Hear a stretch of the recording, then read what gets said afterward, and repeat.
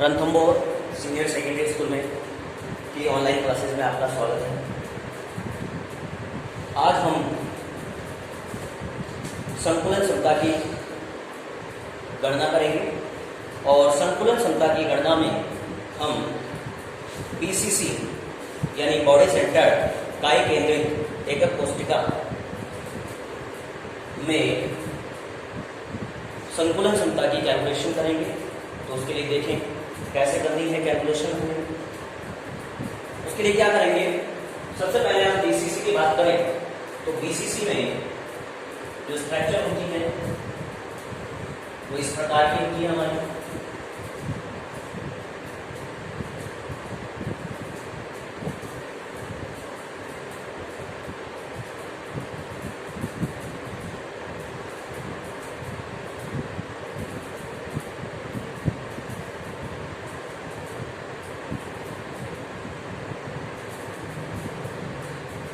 ये BCC की structure है।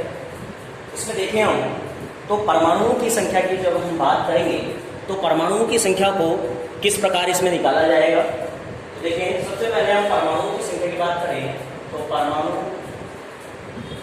की संख्या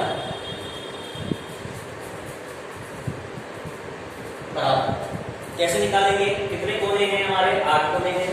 तो कोनों पर प्लस अंतः केंद्रफल,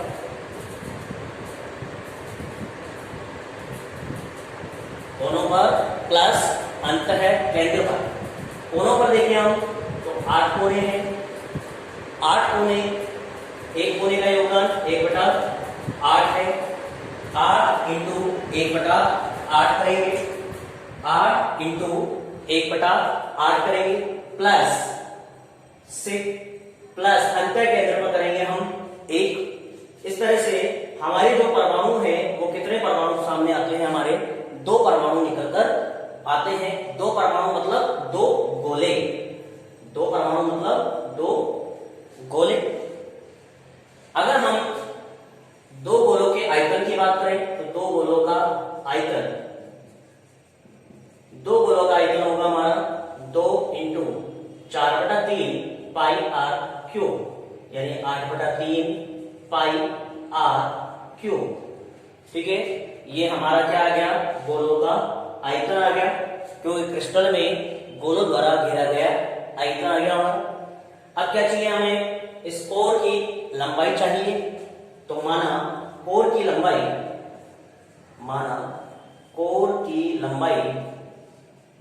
कितनी है, स्मॉल a है। कोर की लंबाई को क्या मान लिया हमने, स्मॉल a। और गोलों की त्रिज्या को हमने मान लिया स्मॉल r। गोलों की त्रिज्या को क्या मान लिया हमने, स्मॉल r मान लिया। अब यहां देखें हम, ये हमारा एक फलक है, ये एक फलक है। इस फलक पर हम एक विकर्ण डालेंगे, फलक पर एक विकर्ण डालेंगे। माना हमने ये त्रिभुज A, B और ये C है। तो त्रिभुज A, B और C से, त्रिभुज A, B और C से देखिए कोर की लंबाई A और ये भी A। तो AB विकर्ण का स्क्वायर बराबर AC square plus BC square. AB square बराबर AC square plus BC square. तो AB स्क्वायर बराबर a square plus a square बराबर 2a स्क्वायर। तो AB बराबर आ गया हमारा √2a। ये समीकरण हो गया हमारा 2। ठीक है, यहां तक हमने इसमें क्या किया है, इस फलक विकर्ण की लंबाई को ज्ञात किया है। अब क्या करेंगे अब हम अगर इन गोलों की व्यवस्था को देखें तो 4 गोले ऊपर हैं और 4 गोले नीचे हैं और एक गोला उन 4 गोलों के बीच में है। इस स्थिति में जो 4 ऊपर वाले 4 और नीचे वाले 4 में से, यानी टोटल 8 गोलों में से कोई भी गोला आपस में संपर्कित नहीं है। लेकिन जो बीच वाला गोला है, जिन पर 4 गोले ऊपर और 4 गोले नीचे हैं, सभी 8 गोलों को स्पर्श करता है। तो हम क्या करेंगे, एक विकर्ण डालेंगे, एक विकर्ण डाला हमने यहाँ पर, ठीक है। मान लो इस पॉइंट को हम नाम देते हैं डी, इसको नाम दे दिया हमने डी। ये जो विकर्ण है, ये विकर्ण कहलाएगा हमारा काय विकर्ण। ये विकर्ण जो है वो क्या कहलाएगा हमारा काय विकर्ण कहलाएगा, यानी बॉडी विकर्ण कहलाएगा। तो इस काय विकर्ण की लंबाई को निकालेंगे। अगर हम यहां देखें तो एक त्रिभुज का निर्माण हो जाता है, और वो त्रिभुज कौन सा है? समकोण त्रिभुज। तो समकोण त्रिभुज ए डी बी से, समकोण त्रिभुज ए डी बी से देखें हम तो यहां पर ये तो हो गई घन की भुजा, तो ये तो हो गई ए। इसकी बात करें तो इसकी वैल्यू आई हमारी √2a, √2a। तो इसको निकाल लेंगे हम। तो क्या करेंगे? विकर्ण BD बराबर BD स्क्वायर बराबर AB का स्क्वायर प्लस AD का स्क्वायर।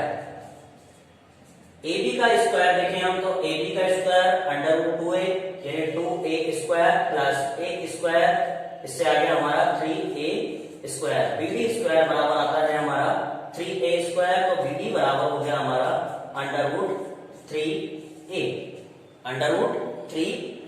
इसको समीकरण दे देते हैं हम 3। अब हमारी क्या आ गई? BD की लंबाई आ गई, BD की लंबाई आ गई। अब क्या करेंगे? इस BD की लंबाई को हम गोलों की व्यवस्था से और देखेंगे। तो देखें, गोलों की व्यवस्था से देखेंगे इसे हम। अगर हम गोलों की व्यवस्था देखते हैं तो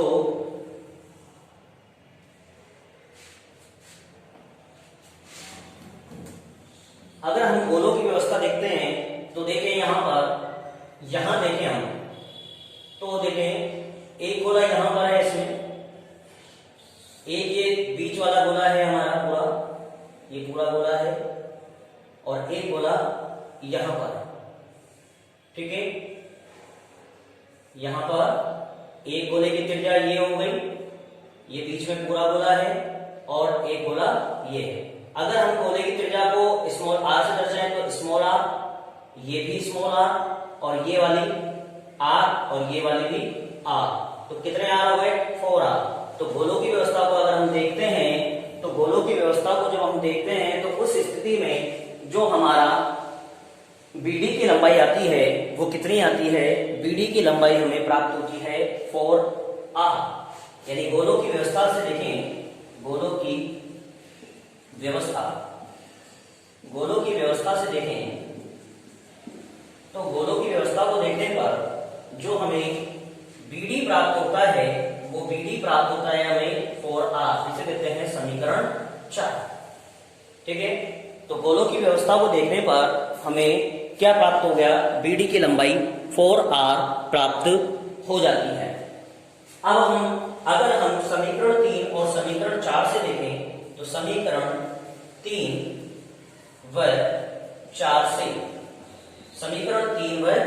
4 से देखते हैं तो जो 4r है वो किसके बराबर हो गया? √3a के बराबर हो गया, √3a के बराबर हो गया। और जब √3a के बराबर हो गया तो उस कंडीशन में क्या होगा? √3a के बराबर होने पर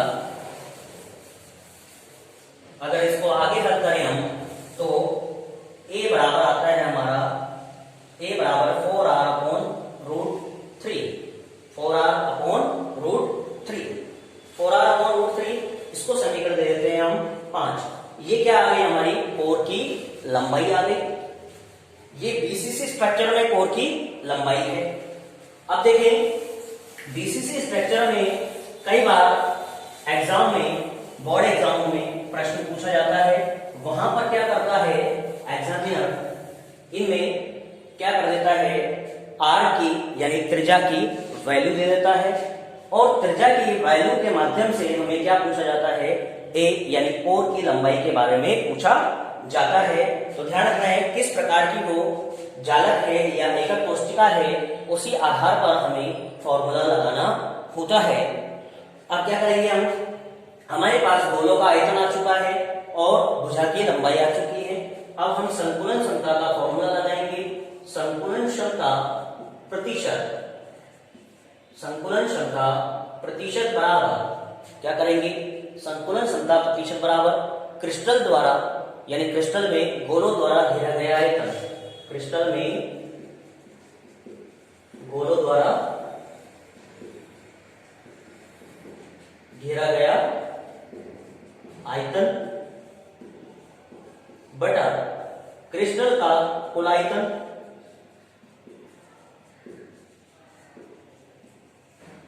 और इंटू 100 कर दें, इंटू 100 कर दें। अगर आगे इसको हम देखें तो क्रिस्टल में गोले कितने हैं हमारे, एक कोष्ठिका में कितने गोले हैं, 2 गोले हैं, तो 2 गोलों की द्वारा घेरा गया आयतन कितना हो गया 8/3 पाई आर क्यूब अपॉन क्रिस्टल का कुल आयतन। तो क्रिस्टल का कुल आयतन देखें हम, तो क्रिस्टल का कुल आयतन क्या होगा, ए क्यूब होगा, यानी 4r अपॉन √3 का क्यूब। ए क्यूब बराबर क्या हो जाएगा 4r अपॉन √3 का क्यूब। तो यहां रखेंगे हम 4r अपॉन √3 का क्यूब इंटू 100। ठीक है, ये हमने क्या वैल्यू रख दी इनकी। यहां पर वैल्यू क्या क्या है हमारे पास, क्रिस्टल में गोलों द्वारा घेरा गया आयतन कितना है 8/3 पाई आर क्यूब है, और क्रिस्टल का कुल आयतन, तो कुल आयतन किससे निकालते हैं हम, ए क्यूब से निकालते हैं। कुल आयतन किससे निकालते हैं हम, ए क्यूब से, यानी भुजा क्यूब। घन का आयतन होता है भुजा क्यूब, तो क्रिस्टल क्या है घन है, तो उस घन का आयतन क्या हो गया 4r अपॉन √3 का क्यूब हो गया। अब इसको आगे हम हल करते हैं। आगे जब हल करेंगे तो वैल्यू रखेंगे, इसको हल करते हैं 8/3 इंटू पाई की value 22/7 into r cube upon 4r cube. 4r का क्यूब क्या हुआ 4 इंटू 4 इंटू 4 यानी 64 आर क्यूब इंटू ये √3 है, √3 का क्या हो जाएगा 3√3 हो जाएगा इंटू 100 हो जाएगा। इसको हल करेंगे, 3 से 3 कैंसिल हो गया, आर क्यूब से आर क्यूब कैंसिल हो गया, ये 8 बार कट गया। ठीक है, यहां देखें तो ये 11 बार कट गया और ये 4 बार कट गया। यहां देखिए 11 इंटू 100 इंटू √3 अपॉन 28। जब इसको हल करेंगे हम तो हल करने पर लगभग ये हमें प्राप्त होगा 68%, यानी बीसीसी की जो पैकिंग एफिशिएंसी होती है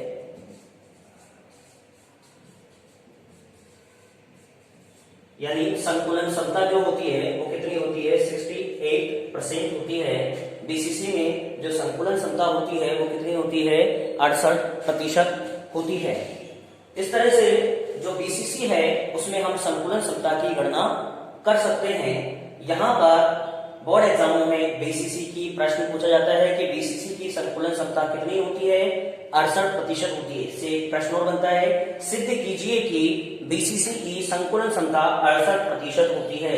तो उसमें भी हमें यही डेरिवेशन करना है। इसके अलावा बीसीसी से एक प्रश्न और पूछा जाता है कि बीसीसी स्ट्रक्चर में रिक्त स्थान कितना होता है। बीसीसी स्ट्रक्चर में रिक्त स्थान कितना होता है, यानी बीसीसी जो संरचना है उसमें खाली स्थान यानी रिक्त स्थान कितना होगा। तो देखें बीसीसी में रिक्त स्थान की बात करें हम तो उसने गोलों द्वारा घेरा गया आयतन कितना है 68% है। 68% गोलों द्वारा घेरा गया आयतन है। तो इस स्थिति में अगर हम बात करें 100 माइनस 68 तो 32% भाग क्या होता है इसमें रिक्त होता है। यानी बीसीसी स्ट्रक्चर में जो रिक्त भाग होता है वो कितना होता है 32% रिक्त स्थान इसमें होता है।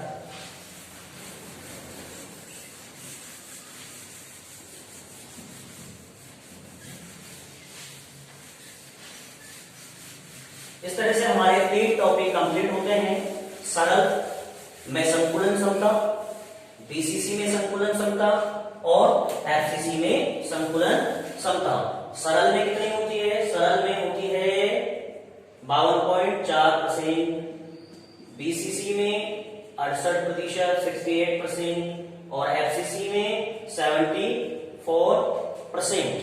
इस तरह से ये हमारी संकुलन क्षमताएं हैं। संकुलन क्षमता का अर्थ मैंने बताया है कि गोलों द्वारा कुल आयतन का जितना भाग घेरा जाता है उसे हम क्या बोलते हैं, संकुलन क्षमता बोलते हैं। यहाँ ये चीज और ध्यान रखनी है तीनों के लिए, कई बार ऐसे प्रश्न जरूर पूछे जाते हैं। जैसे जो सरल एकक कोष्ठिका है उसमें निकटतम परमाणु के बीच की दूरी, निकटतम परमाणु के बीच की दूरी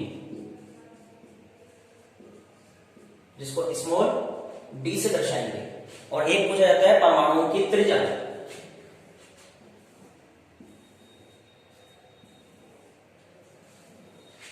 परमाणुओं की त्रिज्या ये भी हमारे लिए बहुत ही उपयोगी है। तो ये दो चीजें कैसे निकालनी है हमें सरल में,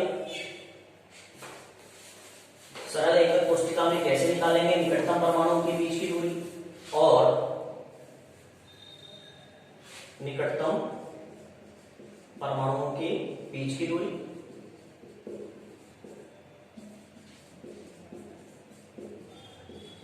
स्मॉल डी और परमाणु की त्रिज्या स्मॉल आर। अब देखें जो सरल होता है, सरल घनीय एकक कोष्ठिका, उसमें जो निकटतम परमाणु के बीच की दूरी होती है वो किसके बराबर होती है, कोर की लंबाई के बराबर। क्योंकि मैंने जब सरल एकक कोष्ठिका में, सरल जालक में जब संकुलन क्षमता की गणना की थी तब ये बताया था कि जो उसमें प्रत्येक भुजा है उसमें दो परमाणु की त्रिज्या अपना योगदान करती है। तो इस तरह से अगर हम देखें तो दो परमाणुओं की त्रिज्या क्या है, उसकी कोर की लंबाई है, और वो कोर की लंबाई ही दो परमाणुओं के बीच की दूरी है।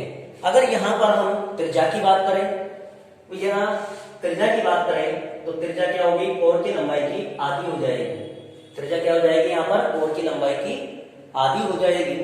क्यों हो जाएगी, क्योंकि जो हमारे एकक कोष्ठिका है, सरल एकक कोष्ठिका, उसमें दो परमाणु मिलकर एक क्या कर रहे हैं, एक कोर का निर्माण कर रहे हैं, इसका निर्माण कर रहे हैं। तो यहाँ जो R है, ये R किसके बराबर होगी, इस कोर की लंबाई की आधी होगी। इस कोर की लंबाई की क्या हो जाएगी, ये आधी हो जाएगी। तो परमाणु की त्रिज्या क्या हो गई, R बराबर a/2। अब बात करते हैं बीसीसी में। बीसीसी में बात करें तो बीसीसी में जो डी होती है, यानी स्ट्रेंथ जो होती है वो होती है √3/2, √3/2a। डिस्टेंस जो होती है वो कितनी होती है, √3/2a। यानी जो भुजा की लंबाई है उस भुजा की लंबाई की √3/2 क्या होती है, दो परमाणुओं के बीच की डिस्टेंस होती है। इसके अलावा अगर यहाँ पर R की वैल्यू की बात करें तो R बराबर होती है, यहाँ पर R की वैल्यू क्या होगी, परमाणु की त्रिज्या क्या होगी, परमाणु की त्रिज्या होगी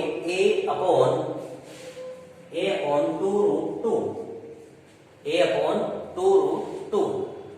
ठीक है, बीसीसी में, सॉरी बीसीसी में नहीं, बीसीसी में बीसीसी में जो परमाणु के बीच की दूरी होगी वो होगी √3/4a।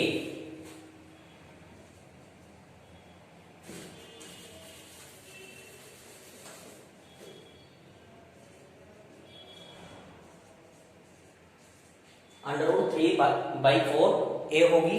बीसीसी में देखें हम d बराबर √3/2a, तो डिस्टेंस हो गई, और r बराबर कितना हो गया, √3/4a।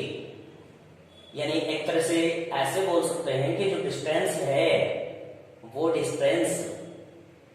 डिस्टेंस जो है वो किसके बराबर होती है, r जो होता है वो डिस्टेंस डिवाइड बाई 2 ये होता है।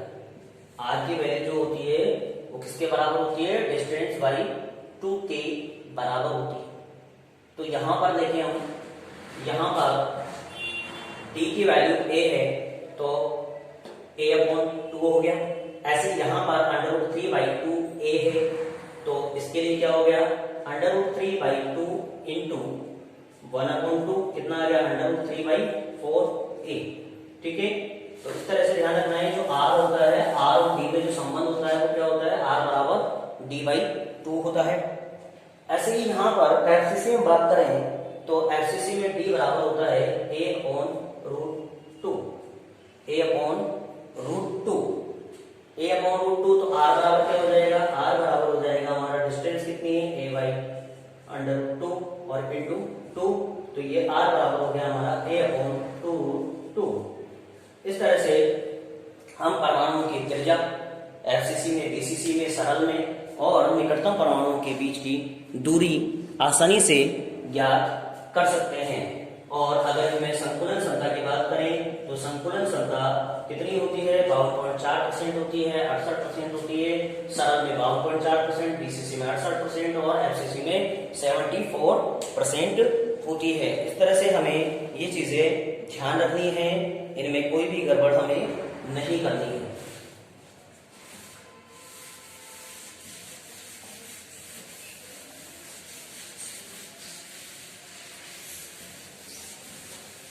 देखिए एक प्रश्न देखते हैं, हम क्वेश्चन देखते हैं कि एक स्वर्ण धातु है, एक स्वर्ण धातु है, एक स्वर्ण धातु फलक केंद्रित यानी एफसीसी स्ट्रक्चर बना रही है, एफसीसी संरचना बना रही है। और उस एफसीसी संरचना की बात करें हम तो इसकी इकाई सेल के किनारे की लंबाई क्या होगी, इकाई सेल के किनारे की लंबाई निकालनी है हमें, किनारे की लंबाई एक याद करनी है हमें। और क्या दिया हुआ है हमें, इसमें दे रखा है यदि स्वर्ण की परमाणु त्रिज्या यानी r दे रखी है 0.14 नैनोमीटर। कौन सी स्ट्रक्चर है, एफसीसी। एफसीसी में फॉर्मूला क्या लगाते हैं हम, एफसीसी में फॉर्मूला है हमारा, एफसीसी की जो कोर की लंबाई होती है a बराबर होता है हमारा 4r/√2, 4r/√2 होता है हमारा a बराबर, हमें क्या दिया हुआ है यहाँ पर r। ठीक है, इसको हम ऐसे ले सकते हैं 2√2r लिख सकते हैं इसको हम, a बराबर क्या लिख सकते हैं इसको, चाहे तो हम याद रखिए 2√2r लिख सकते हैं, a बराबर 2√2r। अब क्या करना है, हमें r की वैल्यू दे रखी है, r की वैल्यू रख दो, हल कर दो, आंसर आ जाए। इस तरह से हम क्या कर सकते हैं, r की वैल्यू को निकाल सकते हैं, a की वैल्यू को निकाल सकते हैं। इस तरह से हम √2 की वैल्यू की बात करें तो √2 की वैल्यू आपको सबों को पता ही है, 2 × 1.414 इंटू r कितना है 0.14, इसको कैलकुलेट करेंगे, हमारा आंसर डिक्लेयर हो जाएगा। कोई प्रॉब्लम इसमें नहीं होनी चाहिए। ये लगभग आएगा 0.396 नैनोमीटर में, ये नैनोमीटर नहीं आएगा, ध्यान रखना है क्योंकि हमने इकाई को चेंज नहीं किया है। Okay, thank you.